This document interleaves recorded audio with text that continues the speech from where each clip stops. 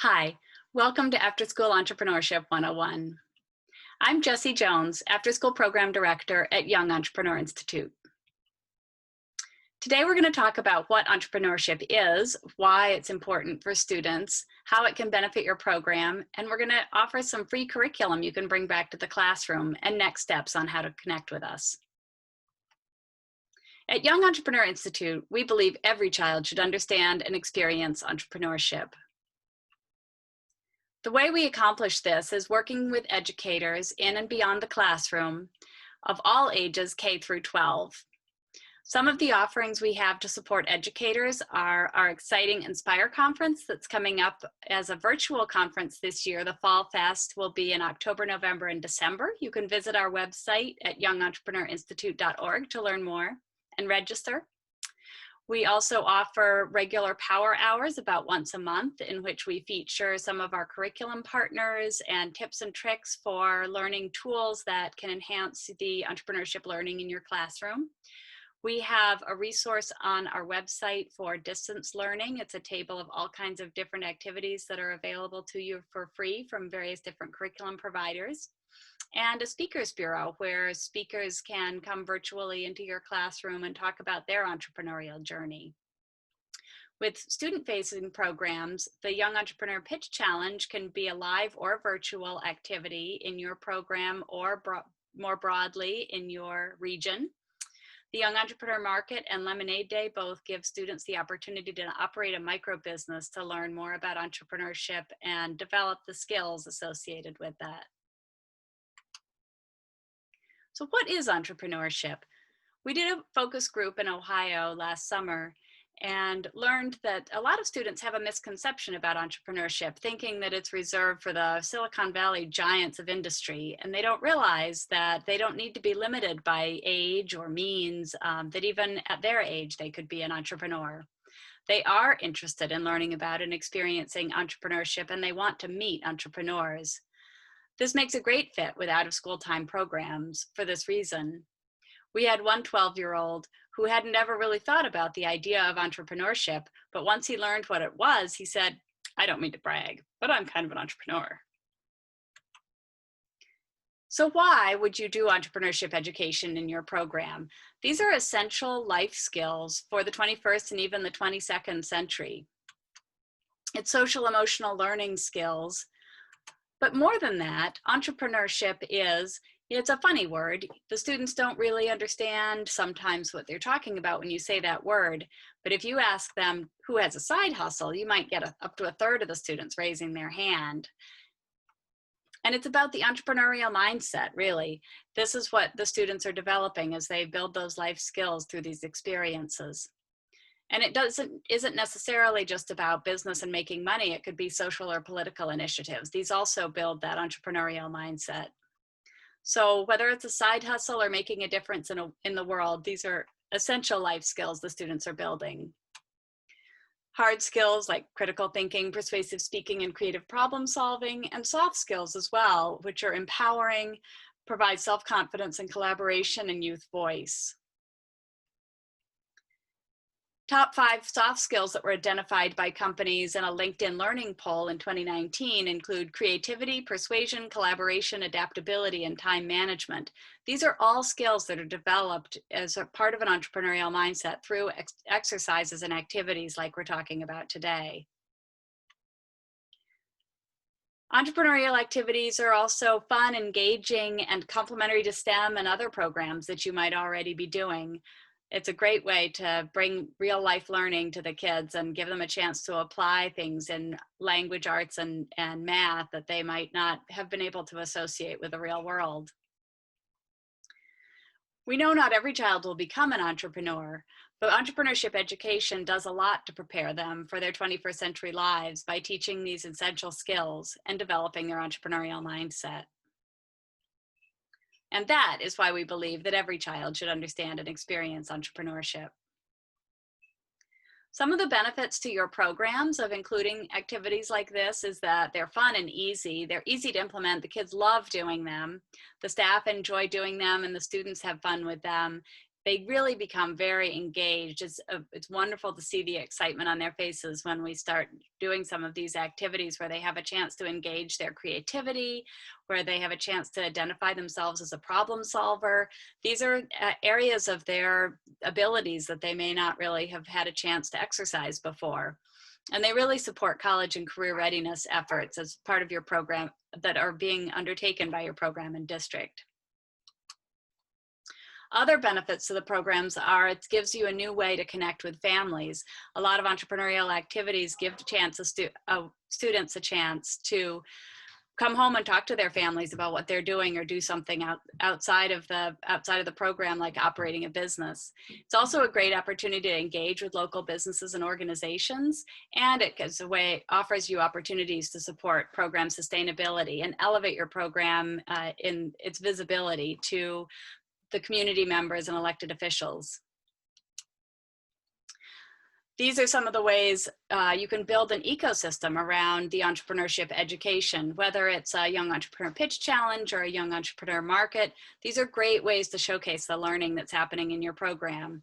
And engaging mentors, judges, and sponsors from the community, whether it's your business people, elected officials, decision makers in your program, funders. It's a great way to get them really excited about connecting with the students and the fun things they're doing. Also, connecting students with resources in their community develops their own ties to the community and increases the likelihood that they'll stay and be successful later in life. So pitching is an activity that it really has a lot of power and a very simple activity. It's something that you can accomplish quite easily in the program, but it really has a lot of benefits to the students and to the program. I'd like to show you a couple of pitches now to give you an idea of what some of the work is that students are producing. This first pitch comes from a high school student in Northeast Ohio who entered our pitch contest last year. Hi, my name's Osa Argan. I'm 17 years old and a senior at Shaker Heights High School. I'm also the 2017 Student Advocate of the Year for a national LGBT organization called GLSEN.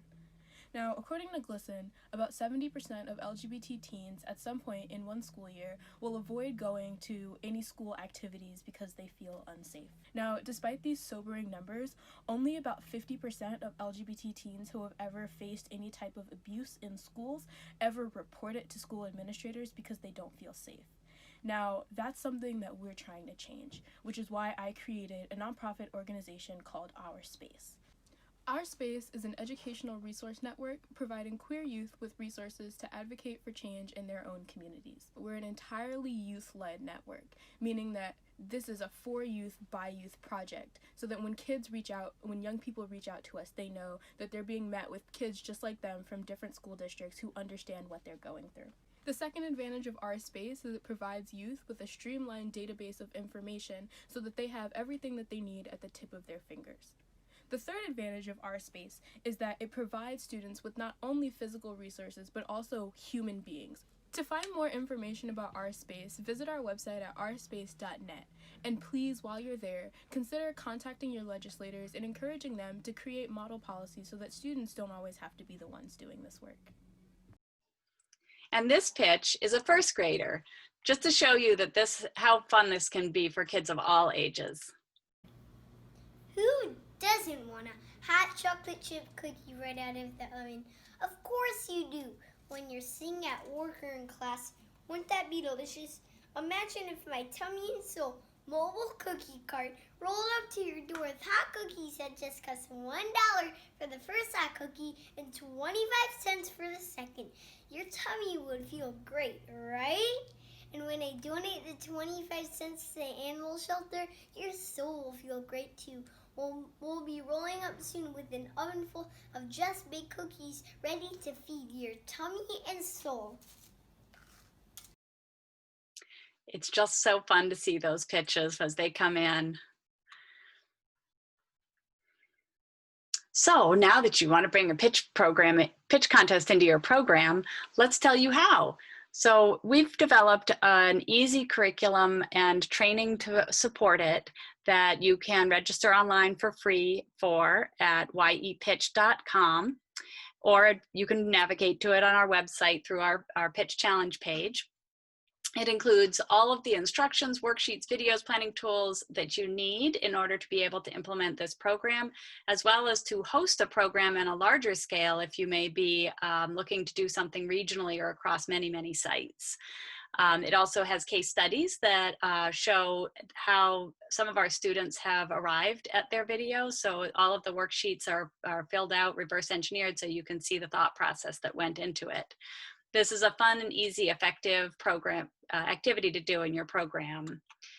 So it consists of 5 easy lessons. Each one can be accomplished in 45 to 60 minutes, but there are also add-on activities if you want to dive deeper and really explore some of the areas of entrepreneurship. It includes problem identification, opportunity identification or solution identification, and then the development of the pitch itself. So what are the components that make up an effective pitch? And then in the 4th lesson, it's all about practice. This is an opportunity maybe to bring in some mentors or coaches as well, but the kids are refining and iterating on their pitch. And so they've come out with something really great by the end of the 4th lesson. Then in the 5th lesson, that might be when you're holding a live contest in your program, or if you're virtual, you might be doing it over Zoom. And or maybe you're going to a big regional contest or doing a regional contest over Zoom, or maybe you're recording a video and submitting it to a contest. But all of these different scenarios are explained in here, and how to handle those in your classroom. It also includes how to host a challenge, the planning, the community engagement, running the challenge, all the different things that you need to consider in order to be able to host an effective pitch challenge in your program.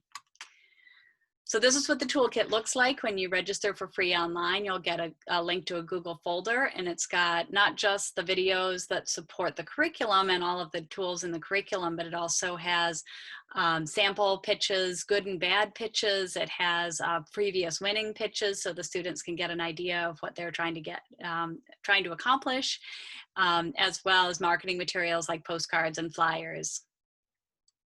And again, that's at yupitch.com. You can go and register for that for free. But there's lots of other great curriculum you can use as well to teach a pitch contest. We've been working a long time with an organization called Venture Lab. You may have heard of them. They're real innovators in the field of entrepreneurship education program development. They have free curriculum available for grades K to 12, really robust packages with all kinds of activities, very interactive. They have some student-facing stuff, videos to support it, and provide a lot of great training and some real-world experiences for the kids to practice their entrepreneurship as well.